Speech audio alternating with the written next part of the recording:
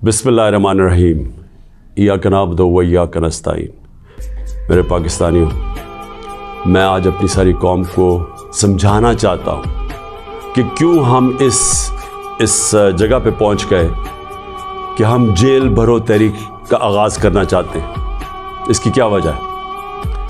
देखिए, सारी दुनिया में कौमें किसी कानून के तहत चलती हैं।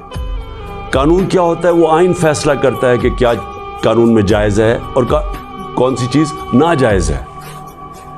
जब से ये इम्पोर्टेड हुकूमत आई है, इस मुल्क के आइन और कानून की धज्जियाँ उड़ाई गई हैं।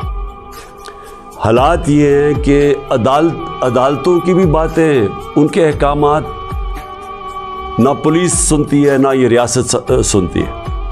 मैं आपको मिसाल देता हूँ कि अभी हाल ही में जब ये इम्पोर्टेड हुकूमत भाग रही थी इस्लामाबाद के लोकल गवर्नमेंट इलेक्शन से, तो अदालत ने कहा कि फौरी तौर पे डेट दो, बल्कि उन्होंने तो कहा कि 48 घंटे में करवाओ।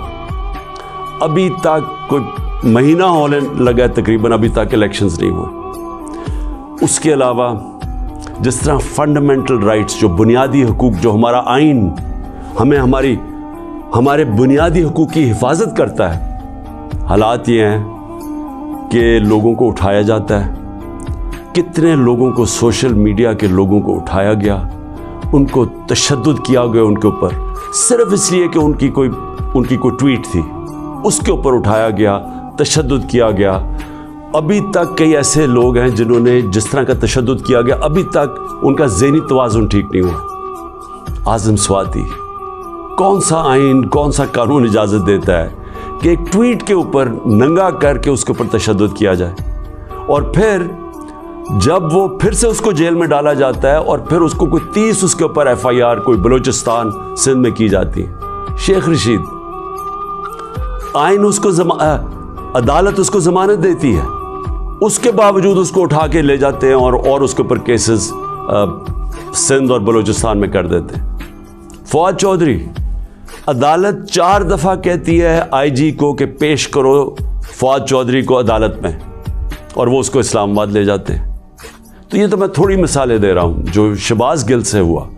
कस्टोडियल टॉर्चर, तशद्दुद, ये पाकिस्तान के कानून के ख़िलाफ़ है। तशद्दुद भी हुआ और उसको कोई रिलीफ नहीं मिली, और फिर डराया धमकाया गया और केसेस किए गए।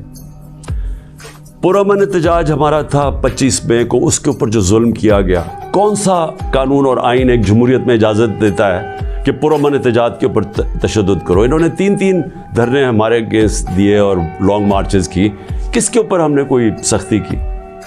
तो मैं तो ये थोड़ी सी मिसालें दे रहा हूँ आपको कि हमारा सारा जो हमारे आइन और कानून के ऊपर जो एतमाद है हम इस कौम का, वो उठता जा रहा है। और बल्कि हमें ये खौफ है कि जो अब आइन, जो जमहूरियत बेस होती है जिस आइन के ऊपर, और जमहूरियत के अंदर वाज़े तौर पे है कि 90 दिन के अंदर इलेक्शंस करवाने पड़ेंगे। हमने अपनी 2 हुकूमतें पंजाब और सिंध में क्यों गिराई, डिज़ोल्व की? खुद कोई ऐसे नहीं करता।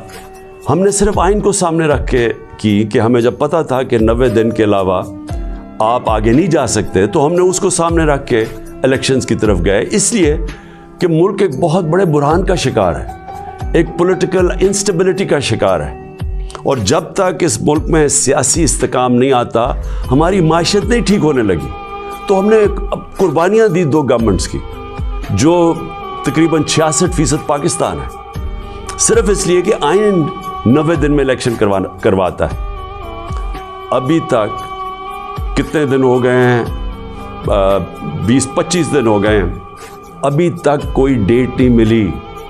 दोनों इलेक्शन कमीशन और ये जो 2 हुकूमतें, जो 2 गवर्नर्स हैं, उन्होंने डेट्स नहीं अभी तक दी, और ये सीधी पाकिस्तान के आइन की वायलेशन। और अगर ये 90 दिन से आगे जाते हैं तो आइन बड़ा साफ है इसमें कि आर्टिकल 6 लगेगा। ये सारी कौम अब देख रही है पाकिस्तान की अदालतों की तरफ, और मैं ये वाज़ेह करना चाहता हूँ, ये वो पाकिस्तान में वक्त आ गया जो जस्टिस मुनीर मोमेंट हम कहते हैं, कि एक दफ़ा डॉक्ट्रिन ऑफ नेसेसिटी के तहत हमारी जो इस कौम का डाउन स्लाइड शुरू हुआ है, जो निचला सफ़र शुरू हुआ है, वो जो फैसला था कि डॉक्ट्रिन ऑफ नेसेसिटी के तहत आइन को पीछे हटा के हमने ताकत के साथ हमारी अदालतें गई।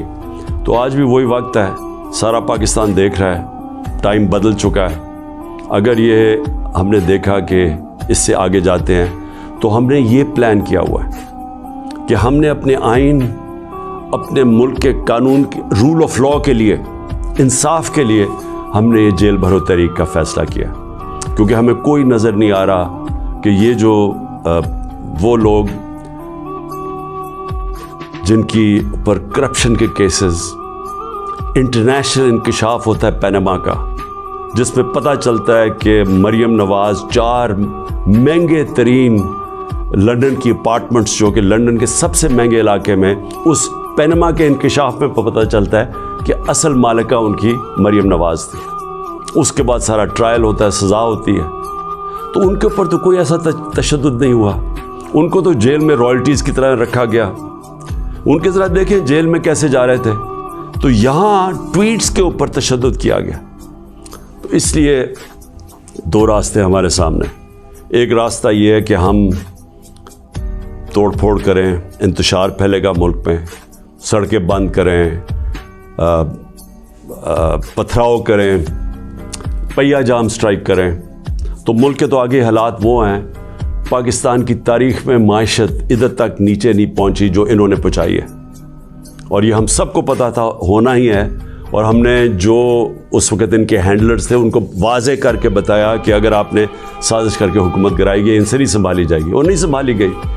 तो आज कभी भी इतना बड़ा इकोनॉमिक क्राइसिस नहीं आया जो आज पाकिस्तान में है। कभी आम लोगों की ज़िंदगी में इस तरह की महंगाई नहीं आई जो आज आई है। जो बेरोज़गारी बढ़ती जा रही है, एक तरफ महंगाई बढ़ रही है, बेरोज़गारी, तो मुल्क के माशी हालात तो बहुत बुरे हैं।